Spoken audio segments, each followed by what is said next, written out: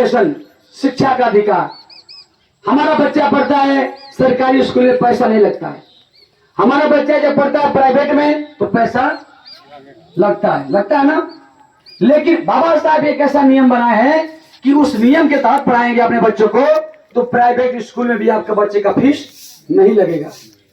क्योंकि उदाहरण के रूप में जब इस चीज को मैं पढ़ा, स्टडी किया, लाइफ एंड मिशन पुस्तक को पढ़ रहा था, एक बाबा साहब कौन उसको पुस्तक को पढ़ रहा था, तो उसमें ITE का जिक्र कर रहे थे। क्या किया कि सबसे पहले अपने भैया का एडमिशन के लिए प्रयास किया कि देखता हूं कि क्या इसमें सच्चाई है।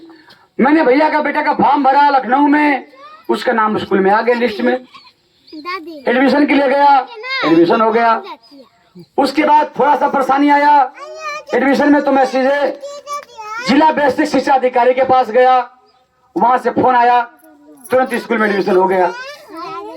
उसके बाद मैं इस साल क्या किया कि कम से कम 15 से 20 बच्चों का मैंने एडमिशन करा दिया। तो मैंने सोचा कि आप सब लोग को ये बाबा साहब अधिकार दिए हैं कि प्राइवेट स्कूल में भी आपका बेटा फ्री में पढ़ सकता है, राइट टू एजुकेशन के तहत। उसका फॉर्म निकलता है फरवरी में, उसको फॉर्म को भरिए और आपका बेटा का जब नाम आ जाएगा स्कूल में तो आप जाकर के एडमिशन कराइए। अगर स्कूल वाला एडमिशन नहीं करते हैं तो आप सीधे हमको बताइए, हमारे गुरुजी को बताइए, वो सीधे जिला बेसिक शिक्षा अधिकारी के पास जाएंगे, एक एप्लीकेशन देंगे, तुरंत एडमिशन करेंगे वो। अगर एडमिशन नहीं करते हैं तो उनका मान्यता समाप्त हो जाएगा। ये किसका देन है? बाबा साहब का देन है। किसका देन है?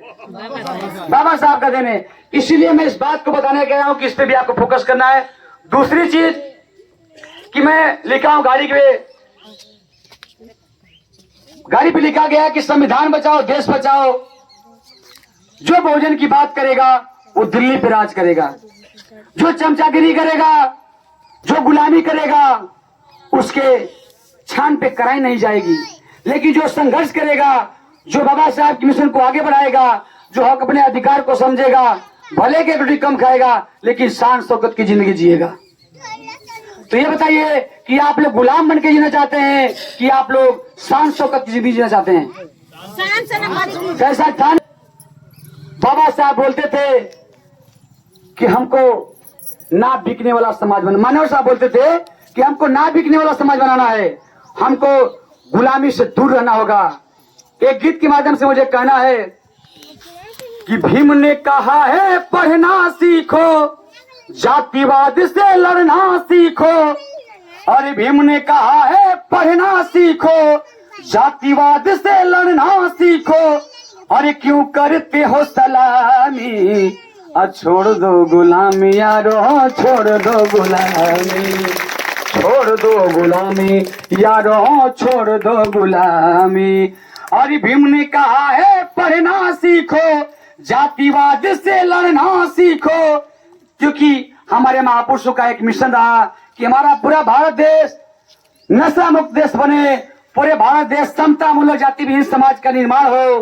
क्योंकि जाति विहीन समाज के निर्माण होगा तो हम सबके मंगल मैत्री के बारे में सोचेंगे।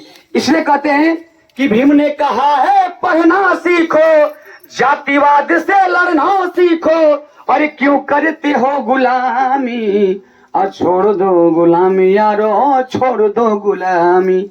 क्यों गुलामी छोड़ दें? और कैसी गुलामी छोड़ना होगा? कि हम ऐसे बाप के बेटे हैं जो खुद ही एक अंगारा था, जो खुद ही एक अंगारा था। क्योंकि बाबा साहब पेट में क्या खाए हैं कोई नहीं जानता था, लेकिन हमेशा सूट बूट पहना करते थे। हम लोग उनके बच्चे हैं, उनके गाना गा रहे हैं, हम लोग भी क्या खा गए क्या नहीं कोई नहीं जानता है। लेकिन बाबा साहब की मिशन को आगे बढ़ाने के लिए हम लोग भी अपने बाबा साहब के रास्ते पर चलने का प्रयास कर रहे हैं। इसलिए कहना है कि आप ऐसे बाप के बेटे हैं जो खुद ही एक अंगारा था, खतरों से लड़कर भीम ने हम लोगों को संवारा था। सोचिए बाबा साहेब को कितना लोगों ने परेशान किया, लेकिन वो अपने लोगों के लिए हमेशा खतरों से लड़ते गए। ठीक है, कहना है कि आप ऐसे बाप के बेटे हैं जो खुद ही एक अंगारा था, खतरों से लड़कर भीम ने हम लोगों को संवारा था। तो बाप हो जैसा वैसा हो बेटे, घर में पराए तुम क्यों बैठे। अरे अपने बाप का बहुत बड़ा घर है, दूसरे घर में जाने की आवश्यकता नहीं है। बस अपने संविधान को समझिए, अपने हक अधिकार को समझिए, दूसरे के पास जाने की जरूरत नहीं है। कि विशाल गाजीपुर सपना बोध ने सच को सच कहा था, आया देश से विक्रेता गाना गाया था, मुझे मारने की धमकी दी गई थी, और लेकिन हमने कहा कि नहीं, बाबा साहब कहते थे कि 100 दिन भेड़ों बकरियों की जिंदगी जीने से बढ़िया है कि एक दिन शेर की तरह जी जाओ, क्योंकि बाबा साहब अमर रहे। इसीलिए माताएं बहने, बाबा साहब कहते थे कि एक रोटी कम खाओ, अपने बच्चों को जरूर पढ़ाओ। राष्ट्रपिता ज्योतिबा फुले साहब कहते थे कि आप हाथ पर खाना लेकर खा जाओ, आपके घर में थाली नहीं है, थरिया नहीं है, बर्तन नहीं है, तो हाथ पर रोटी खा लो, लेकिन अपने बच्चों को जरूर पढ़ा लो।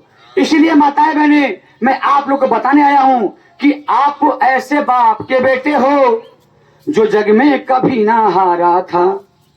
आपका बाप कभी नहीं हारा है। ये अलग बात है कि महाराष्ट्र के अंदर में उनके 2 बार छल कपट से हराया गया, लेकिन उनको भी तो एहसास दिलाने का है साथियों। इसलिए कहना है कि आप ऐसे बाप के बेटे हो जो जग में कभी ना हारा था, और खतरों से लड़कर भीम ने हो गुलाम जीवन जीना हमारा था। शान से मेरे बाबा साहब जिए, गुलाम जीना हमारा था। बाबा साहब शान के शौक जिंदगी जीते थे, लेकिन हम लोग गुलामी का जीवन जी रहे थे। तो बाबा साहब बोले कि गुलामी का जीवन आपने जीना है, मैं आपको ऐसा हक अधिकार दे रहा हूं कि आपको शान और शौकत की जिंदगी जीना है। तो हमको जब अधिकार मिला है तो अब क्या करना है? शान शौकत की जिंदगी जीनी है, गुलामी जीवन नहीं जीना है। इसलिए कहना है, अगर गुलाम जीवन जीते हैं, अपने घरों में नहीं जाकर के दूसरे घरों में चमचागिरी करते हैं, तो उसके लिए कहना है कि ऐसे जीने से मर जाओगे और फिर दुश्मनों के दर जाओगे। अरे बंद करो ये हरानी और छोड़ दो गुलामी यारो, छोड़ दो गुलामी। क्योंकि इस गुलामी की बात करता हूं कि एक मुर्गी को लेके जाइए मार्केट में, उसका दाम 200 लग जाएगा। बकरी को लेके जाइए मार्केट में, उसका दाम 5000 लग जाएगा। एक भैंस को लेके जाइए मार्केट में, उसका दाम 50,000 लग जाएगा, 1 लाख लग जाएगा। लेकिन हमारे SC ST OBC के लोग बस मात्र 50 रुपया, 75 80 रुपये में बिक जा रहे हैं। 65 रुपये में, 70 65 रुपये में, जो भी जितना के मिलता हो। सोचिए कि एक गुलाम जीवन जीने वाली पशु भैंस 1 लाख में बिक रही है, तो हम लोग 65 रुपये में क्यों बिक रहे हैं?